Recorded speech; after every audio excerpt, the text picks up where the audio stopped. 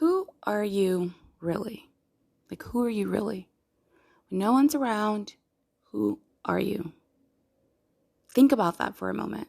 Are you someone who is constantly talking negative to yourself, beating the mess out of yourself? Some negativity is necessary, I think. Like, when I say negativity, I just mean sometimes we have negative things we need to know about ourselves so we can understand ourselves. So acting like everything is peaches and cream or whatever people say, it's just all good all the time is ridiculous. Now, in spite of what you know about yourself, making good, looking at the glass half full is helpful.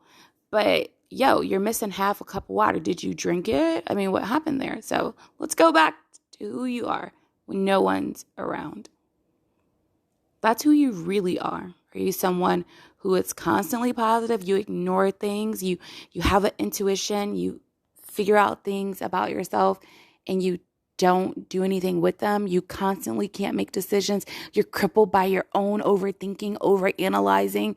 You don't believe what you believe about something, but you gotta actually hear from everybody else about what they think, and then you still can't make a decision, or you are a slave to what everyone thinks about you, and that's what you do all the time. That's a great life. Sarcasm here. Or are you someone who is very in the know with yourself, so in the know that when you know about what you know, it's exhausting at some point. Can you take wisdom?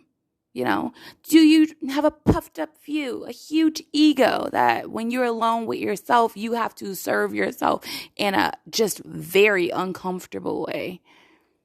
Are you someone that even likes to be around yourself when you're alone? Or do you never have alone time because you're scared of who you actually are, right? Who you really are. I don't know if anyone knows who Josh Duggar is. I don't really know much about him, except I know that their family had, 95 and counting kids. More sarcasm. They got a lot of kids. I have a big family, but they had a lot of kids. Some of the kids seem like they're, well-rounded. I really don't know. Okay, I'm just trying to assume the best because I wouldn't want anyone talking trash about my kids. My kids, very personal, subject to me. And if someone threw shots at them. So he is a grown man now. So his parents are Christians or whatever, and they're faith-filled. And he just recently, they had a reality show. I'm not sure.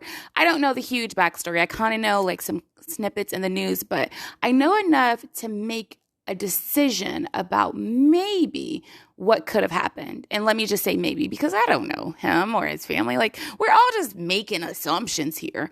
But I like to make, a little bit of an assumption and figure out what could I have learned if that was true? But maybe something else is true. What could I learn that way? And as a parent, I'm always, always trying to learn and better myself, because at the end of the day, your kids are going to copy what you do most times, or they're going to just do the opposite of what you do. So if you're but that's not always good. Okay. So anyway, Josh Duggar was arrested. He's a father of, plus 5 kids, and his parents had plus, 15 kids. I don't really know the exact number, to be honest. They had a reality show. They were very wholesome and Christian and all these things, right? Well, it turned out when he was younger, under 15, I think, he turned out he molested 4 of his sisters. Then when he got married, he was on Ashley Madison, which is a site that people use if they want to cheat on their spouse. One lady, I don't know if she was a sex worker or if she was a fling. I'm not really sure, but he had a extramarital affair where he, what is it called? Where he maybe assaulted the lady, or she allegedly accused him of assaulting her, doing something really not, she wasn't comfortable with during their intimate exchange. And so then he had a porn addiction, and porn is prevalent in a lot of places. I think a lot of times porn is just an escape for people, right? That's a totally different subject. You can say whatever you want. If you don't agree with me, that's totally fine. These are just my opinions, and I'm just sharing them with you. I do have more research on that I could share, but I would want to do it justice, because I think sometimes it's really callous to put a lot of people in a category and make judgments on people without giving people understanding of why things happen and for them to actually have tools to make a different decision if they so choose. So anyway, Josh, I'm going somewhere with him. I'm going somewhere. It's very, very long. I know. Okay. But I want to be thorough because it just popped into my head and I thought that this was helpful for me and perhaps it's helpful for you. And the image that he had is that he's this wholesome guy. He's this guy who does, all these things that are good. And he has this great image and he's a family guy. He puts his wife first. He's a family man. He has this porn addiction. And so I guess he overcame his porn addiction allegedly. And he basically used a system to help him to notify his wife or anyone else that he was using porn. So recently he was found guilty and possibly to serve up to 40 years in jail for downloading horrific child pornography. Like I'm talking about stuff done to 18-month-olds. Like whether it's a 9-year-old or 11-year-old or 18-month-old, it's horrific, first off, that someone actually recorded it. It's also horrific that you want to download it secretly. He created like an alternate. He was found guilty of this. So, whether or not he did it, I wasn't there. But I do have some belief in how the justice system works, right? And not in all cases, but in this case, I feel like he was found guilty by the people in the courtroom. And he basically was found downloading this content on like he made like a partition on his computer so that he could download this. Not only did he download it, right? Like you ever download something? I've actually searched stuff and I'm like, oh my God, I didn't realize I searched that. Like there was no shock value for him in the sense of like, oh my gosh, this is okay. You know what? It was like, this is not enough. I need to see it again. I need to do something else. This is from what it's out there, what was released in court. So I'm going to assume that that is true. Again, I don't know. But whether or not it's true is not the point. Let's just assume it's true. He's found guilty of that. Unless there's other information that we don't know, let's look at it from that angle for the sake of learning from this.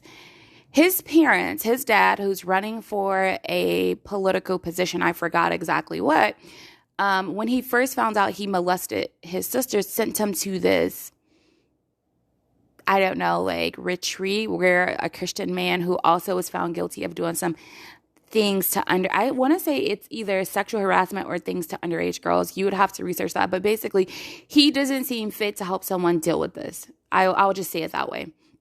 They sent him away. They did not notify the police. They didn't press charges. They did not get like a true authority involved to help their child.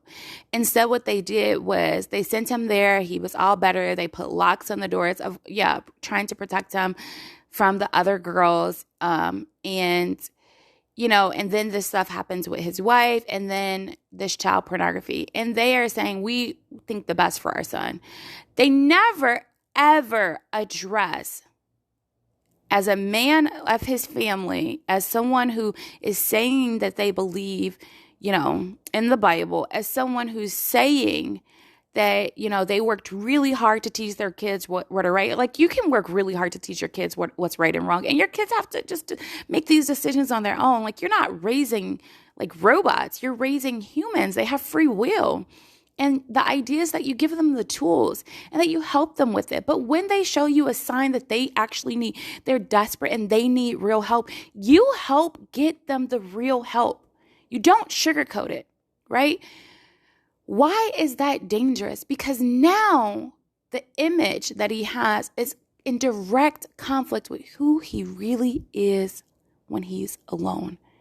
And they protected it for him at the cost of what it cost there's so many other decisions they could have made. I'm not judging them as parents because honestly, I don't really know. We have access to so much information as parents now. I almost feel like we don't have an excuse to mess up. Like we really don't. Like you could just Google it and hopefully Google. I mean, if you might not find the answer on the first page or second page of Google, but if you just keep searching long enough and you do the endless scroll, you might get to the bottom of it if you really, really, truly want the answer. If you fail enough, you will learn from that failure and try to make things better. So I don't really know what they had access to. I don't know. But I will tell you, we all could fall prey to the same exact thing, meaning what image you put out in person, what people think about you, what they gather about you, but how you actually are when you're alone is who you truly are. So it doesn't matter what was sold about him. It doesn't matter what things he checked off his list. If he's truly that person when he's all alone, he's not a great father. He's not a great husband. And that sucks to know when you're alone because you can't hide that. There's nothing else that can make you not know that. That's who you really are. His kids would be in danger being around him. And that's just the truth. Right? So, who are you really? And not admitting to that, not being honest about that, I think is just as dangerous. It puts you on the same road. So, long time ago, do you think before he was 12 or whatever, under 15, doing these things, he showed other signs that, as a parent, you might be like, that's all. Or maybe you're just too busy. I don't know. I have 4 kids, and I will tell you, your girl is on a hamster wheel, and it's moving, and I don't really know if it'll ever slow down. So I couldn't imagine having 10 kids or 15 or 20, whatever. Like I could imagine. And then grandbabies. Oh my gosh. And I feel like my body is, I don't know. It's man, it's rough. So I really I don't even know what that's like. So I'm not judging her in the sense of like, was she a good parent or not? But what I would ask is, were you okay knowing that the image you were building for your family wasn't what it really was? Because if you were, did you really do everything that you needed to do to help your child? And that's a really hard question, right? Because what it does mean also is if you do what you need to do to help your child, you might actually have to do some work on yourself. You might actually have to do that. Because I find that it's really hard to know who you really are. And to come and say, hey, I am this kind of person. I like these kind of things. And so much that, I can get off on it. I think that's a different level, right? But where could he have gone? And I'm not advocating for his behavior, but I am saying, where do you go and say, hey, and then someone actually helps you? If you actually really want to help, where do you go for that? And especially when you're protecting an image, where do you go? And then how do your parents allow you to sit in delusion? Are you a parent that allow your kids to sit in delusion, or a friend or a sister or a brother? Are you someone that allows delusion to happen to protect an image or an idea of your child? Like an idea that you have. Well, no, I'm going to have a child that has blah, blah, blah. Yeah, all right, but they're not like that. I'm not saying that they should give up hope. Like, yeah, of course, I'm going to have endless. Till I die, I'm going to have like a delusional amount of hope for my kid. But should I also couple that with accountability and responsibility and teaching them the power of free will? How to critically think about things, how to get true help when you need it. It's almost like saying, I'm going to have endless hope for my child. I threw them in a river. They can't swim. It's rushing. They have no lifeboat. There's nothing. And I'm just hoping they'll make it. Are you kidding me? That's insane. You are insane. And maybe you should be locked up too. That's too far. The parents shouldn't. I don't know. At this point, I will say this. I have a hard time. I would need to know more to understand if this was truly something that, I don't know if you can hear that. I'm recording and I just got a text and another text. Hopefully you can't hear that, but if you can, I'm sorry. I'm going to keep recording because I have limited time right now, and that's just what I'm doing right now. So, I just have a hard time believing that this showed up in such a monumental way as a child, and we can see throughout life it really wasn't really addressed, that in some ways, since it showed up when he was a child, that it wouldn't fall on the parents, at least at the beginning. I just don't. And maybe that's how I view parenting, but I have a hard time understanding that. Because if that happened, and to be honest, if that happened in my house, I would probably seek true help, like where we maybe live in 2 houses for a while until I understand what's really going on. And if my child is of age, possibly press charges against him to know the gravity of that. I'm not against that. And someone might say, oh my gosh, that's insane. I think extreme accountability as a parent matters. Now, as a Black mother, would I purposefully want to put my child in the prison system? Or, I'm looking at him as a white kid, if I'm honest. Okay, but let's just say as a Black mom, would I purposefully want to do that?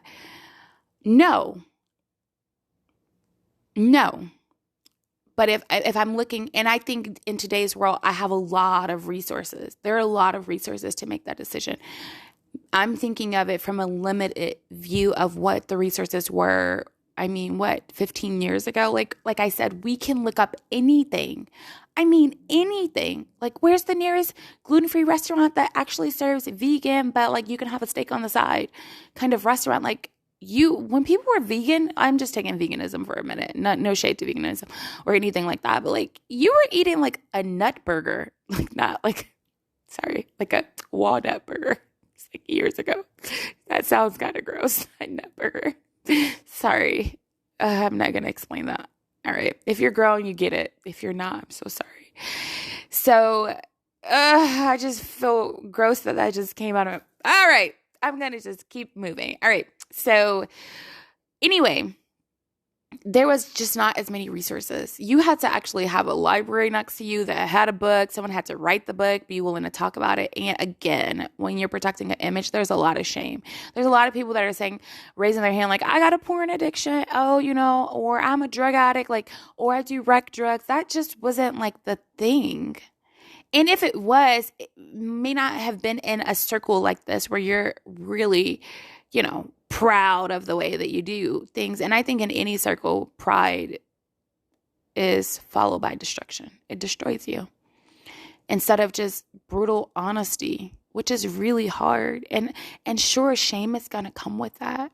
But what would, I'm just looking at what's the alternative. You're around people who say they love you so much that they'll discipline you and keep you accountable and really help you as you struggle through something before it gets to this. Like and I have no idea. I have no idea what lengths they've gone to help him. So that's not what I'm saying. But I'm saying also twofold. As a parent, are we really solving things, or are we just exhausted, right? Or are we trying to protect our image? And the fact that something getting out like that, like what made this get out was, I don't know, like that they were like probably having a reality TV show and it kind of came to light. I don't know if they were just willy-nilly calling it out, because sometimes, like, I know that there's some people who have struggled with certain things, and sometimes having to say that struggle keeps them in check of like where they really could be. And so it makes them more accountable. A little shameful at first, but they accept this extreme version. I'm not saying that you have to do that and say, I don't know what the extreme, like I robbed 85 banks. Yes. Like, I don't know, but when I grew up, when people was off the wall, we just talked about it. Yeah, that's the dude that did that. Hey, what's up? Yeah.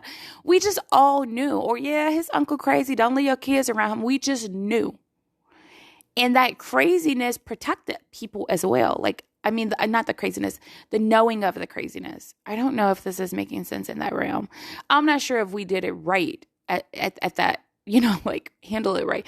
But there was a lot more transparency in that realm of knowing and saying and looking at how to use this information.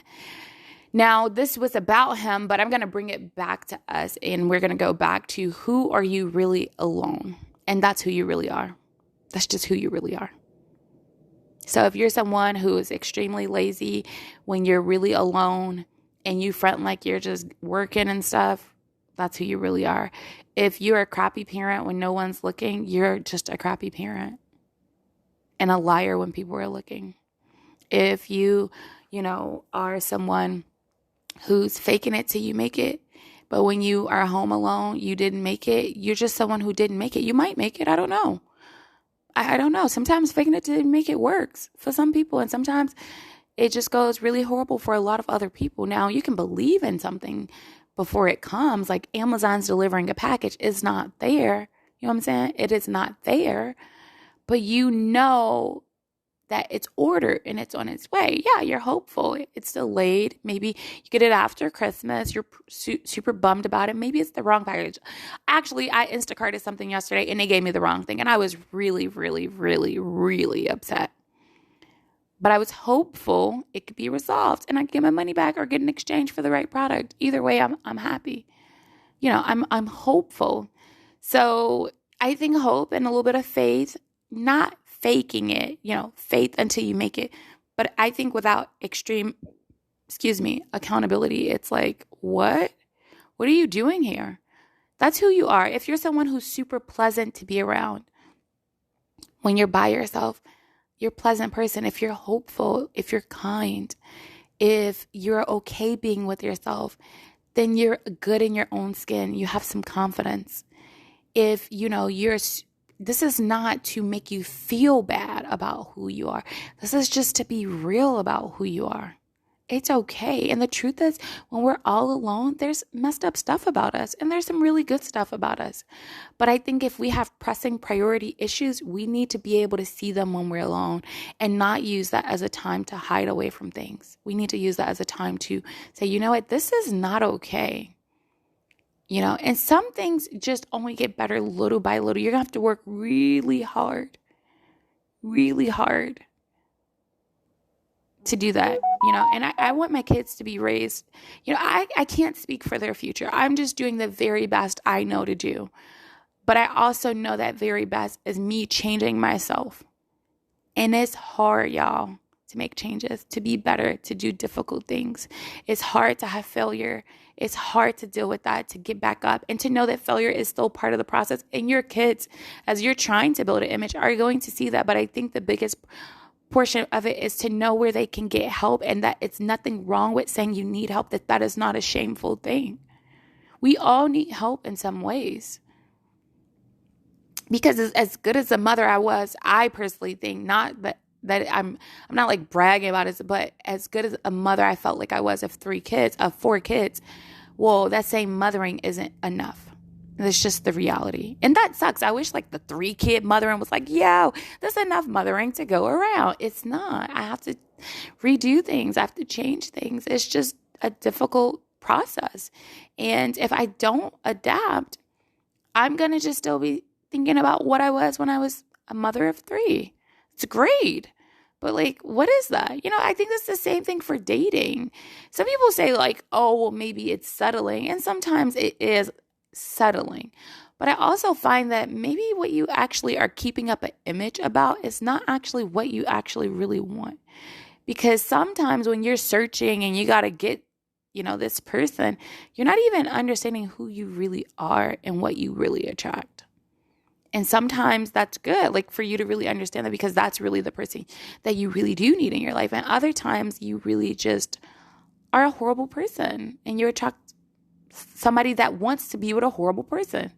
But in the long run, that's not good. And we can all change these things. Like, that's the thing. It just takes work. It takes a lot of work. So when I read that, I thought, what work do I need to do on myself? What communication channels do I need to have with my kids? Where if they're really in the water and they can't swim and there's no lifeboat and there's no what is it called when you wear that thing around you? Life jacket? I don't know. It's like the thing that kind of makes you floaty. Anyway, if there's not any of that, then can I get that to them? Because if you're like 51 and you're like, you in the water, you really don't want to have to need all of that. But don't be ashamed. Like, that's okay. Do you have those channels? Do you have people in your life you can really go to that when you need help, they can help you? right? Are you able to get the right information and do some of the work yourself and get some results that are helpful to you?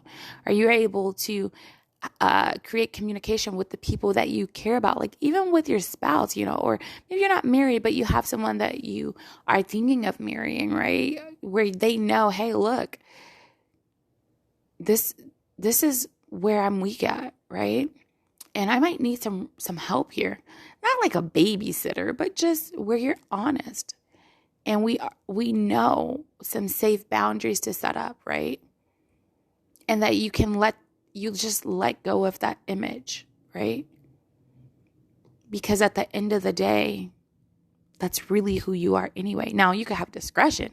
You don't have to go out there and say, yo, I'm, it's almost like when people get a boob job. Like, I don't really think you have to announce it. Now, some people you just know. They walk, and it's just something about it. You're like, I can tell you got a boob job. I can tell.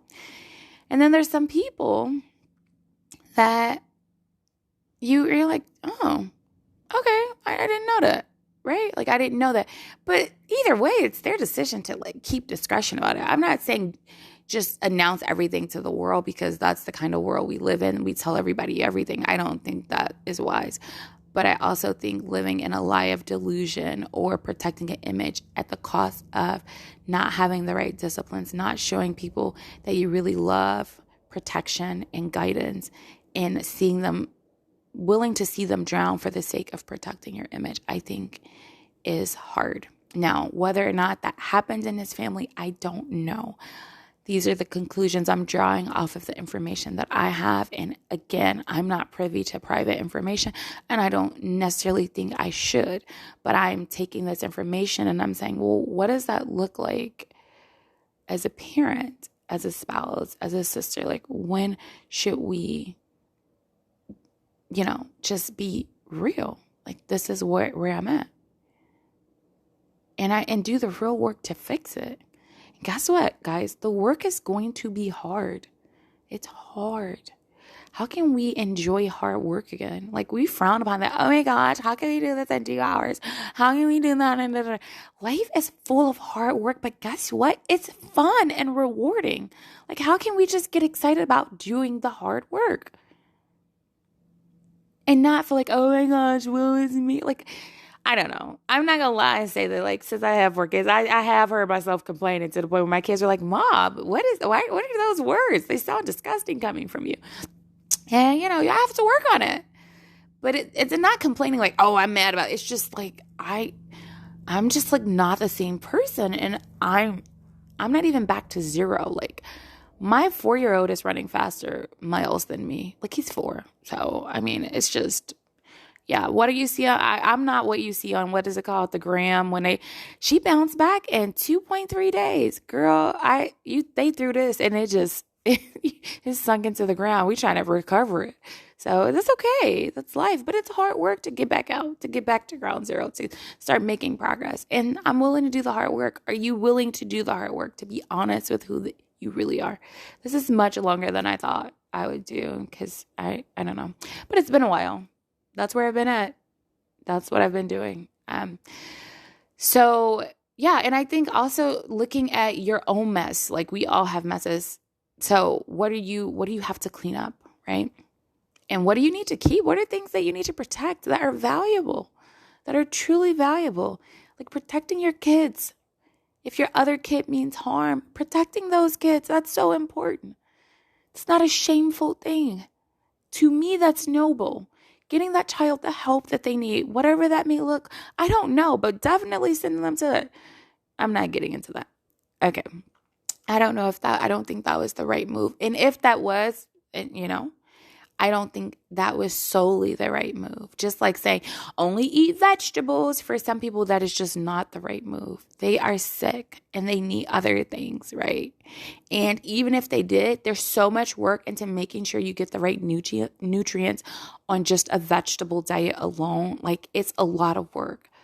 So just that alone can make someone really sick. And that's just the truth. And then putting that weight on their shoulders and saying, you need to rise up to the standard, and you're not teaching them how. Are you teaching yourself, your kids, your family, the people around you, how to even meet that standard? Are you okay being who you are alone. Yeah, so that's it. I would say my 20%, if I had to pick out of this long podcast, this is so long for me, is I think is if you haven't been alone with yourself in a while, schedule weekly alone time. Like if you can get some time alone daily, that's better, 20 minutes. But if you have not been alone with yourself in a while, you need to do that. You need to really see who you are, take some inventory. And it needs to be on repeat. And then the second thing I would say is if you have, really ask yourself questions. Like if you can, I like to write down just my organic thoughts. Just whatever I'm saying. Hey, you need to go, you got to do this, you got to do that, whatever it is. And then I ask myself questions about it. Why did you say that? What was up with that? Do you feel when I wrote that I felt really stressed, or I was really happy about that? Why was I happy? And I just kind of investigate, and there's no judgment. And I pay attention to these reoccurring thoughts, because your thoughts really are a loop. Just they're reoccurring. And you'll start to notice things, You'll notice. And then something somewhere will pique your interest and say, oh, man, that's awesome. I love that I do that. And then there will be something else that shows you that's problematic. And maybe you'll try to solve it on your own. But you'll realize you need help. We all need help. We do. Right? All right. That's it. And regardless, this should be a habit. Like, I hate when people give advice and you're like, you need to do this. These are habits I'm talking about. I don't really ever give advice on something that first I don't do, and second, that I don't make a habit. If I don't make it a habit, I will let you know and say, hey, I see some people are doing this. This might help you. It might not. I don't know, because I don't do it. But these are things I live by. Like I live by. And they're more important to me sometimes than being with other people, because I want to be okay with who I am. And it just takes hard work, depending on where you're starting at in life. Depending on where you start at. Some people, you just going to have to take a lot of time. And some people don't need as much time. Their parents gave them a blank sheet of paper, a whole drawing book. It's full of just no errors and just amazing. They got an awesome start. So it's like, all they got to do is kind of look at, they might need to just color. I mean, hey, put some color on those pictures. I don't know. All right, that is all. Wishing you guys well. Happy early holidays.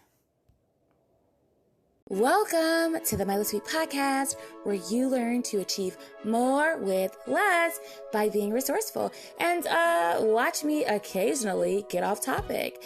Let's get into the show.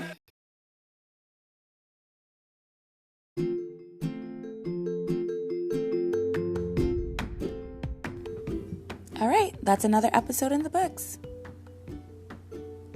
Hello? I said it's over. Why are you still listening? Like, seriously, the episode is over. If you're still listening right now, you know what? You're probably a chronic procrastinator. Guess what? I'm still listening to. Come on, for real, seriously. We gotta go do something productive. No, like for real. No, for real. Okay. You can keep listening.